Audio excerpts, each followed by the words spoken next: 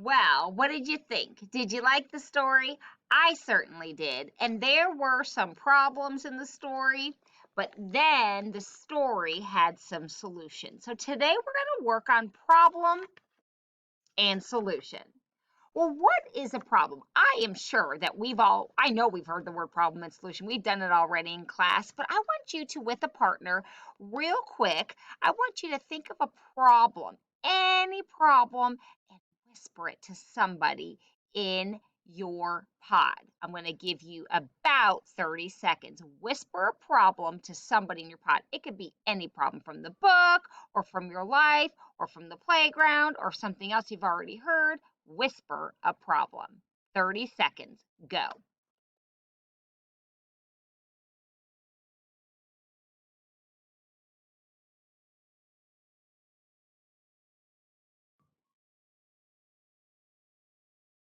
Reset. Look back at the front. Go ahead. Everyone should be looking. So, a problem is a difficulty that needs to be changed, fixed, or figured out. So, here's a problem that I have. The boy needed to walk to class, but it was raining outside.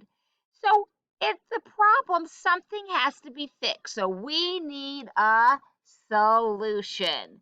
So, my problem is that the boy needed to walk, but it was raining outside. A solution is how the problem is fixed or solved. So here's my solution. The boy used an umbrella as he walked to class so he would not get wet in the rain. That's a pretty good solution for needing to walk to class in the rain. Use an umbrella. Your problem that you just shared with somebody. Go ahead and whisper, what would be a very good solution to the problem you just shared? I want you to go ahead and use that same problem, the same person you talked to, and I want you to whisper. And I want you to whisper the solution to your problem. You're going to have a few seconds. Go ahead.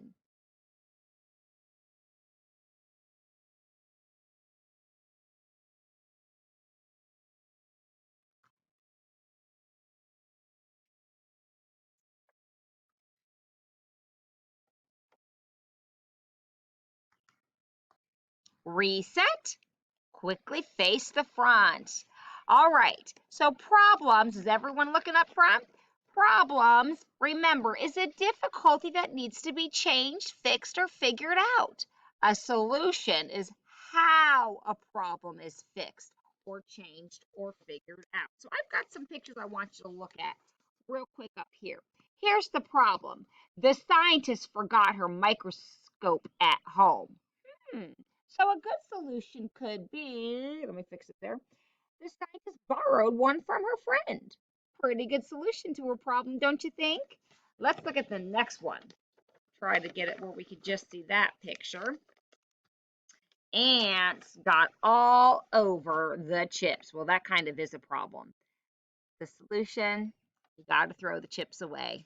There's a problem and a solution. One more I want to show you. The cat got stuck in a tree. Hmm, what could be the solution? The boy used a ladder to get the cat out of the tree. So, I'm going to do a little activity with you. Your substitute is going to help you with this activity. I have little cards for your sub, and she is going to pass them out. There's a problem on a card and a solution on a different card. So the substitute's going to pass them out, and you are going to read either the problem or the solution.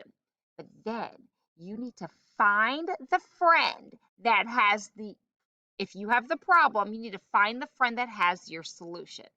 If you have the solution, you need to find your friend that has the problem.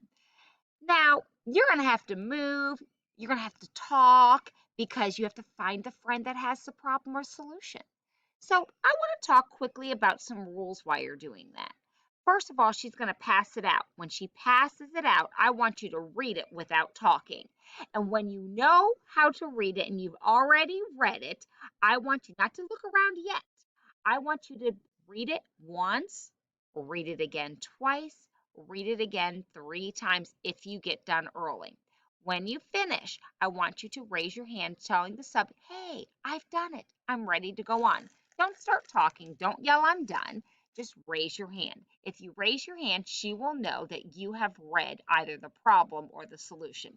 If you need help reading, raise your hand even higher because then she'll know, oh, they need me to help read part of the words to them. Most of you could read it, but if you get stuck, raise it high. Don't scream, I can't read this, because that will be hard for the substitute to help everybody. Just keep it up really high. So keep it low if you've read it 1, 2, 3 times. Raise it super high if you need help reading it. The sub will walk around. Then, when it's time, when the sub thinks that everyone has their hand here, they all know, she's going to ask you to stand quietly.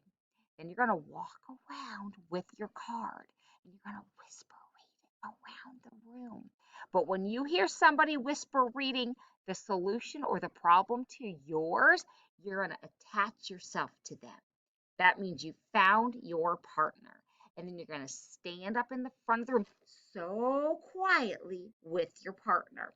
When the whole class finds their partner, the sub will start and you will read the problem, solution. The next group will say the problem, solution. The next group will say problem, solution, all the way down. Some good rules. Don't run, because there's a lot of people talking and reading. So if we all scream and talk, it'll be very difficult for anybody to hear. When you've found your partner, can you be respectful to the ones that are still looking? You stand up at the front so quietly so that the ones that are still trying to find the partner, you're not disturbing them. Thumbs up if you understand those rules. Then, when the sub tells you to start reading them down the line, you stay quiet till it's you and your partner's turn to read.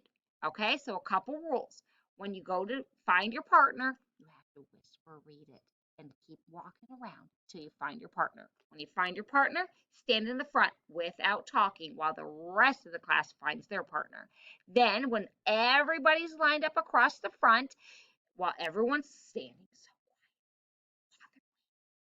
quiet, then the sub will ask you to read it. And while someone else is reading, you are quiet. Let me give you a quick example. If I had the card, James was very hungry, I would read it 3 times in my head when the sub gave it to me. I read it 3 times. I'm thinking, well, he's hungry. That's a problem. So I need to find who has a solution. So I'm going to sit quietly, and when the sub says, okay, find your partner, I'm going to walk around, whisper reading. I'm going to keep walking. I don't hear anybody else talking about James. James was very hungry. Well, wait. And I passed a friend and I heard him say, so James ate all his dinner. Well, that's a solution. So I'm going to say, I have James was very hungry. What do you have? And they're going to say, James ate all of his dinner. And I'm going to say, we're partners. Walk to the front with our cards and stand while the rest of our friends find theirs.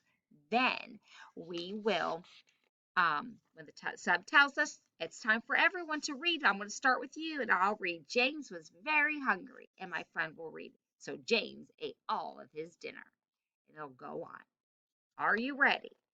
So that's what you're going to do right now. You're going to put, the sub is going to pass these out. She's got some extras. So I don't know how many kids are going to be here for this part. Hopefully, substitute, you can kind of look through to make sure that we just pass out enough for that there's a partner. Maybe somebody will have 2 pieces of paper, or maybe 2 kids will be put together. Okay, so we'll go ahead and pass these out, and I'll see you at the next slide.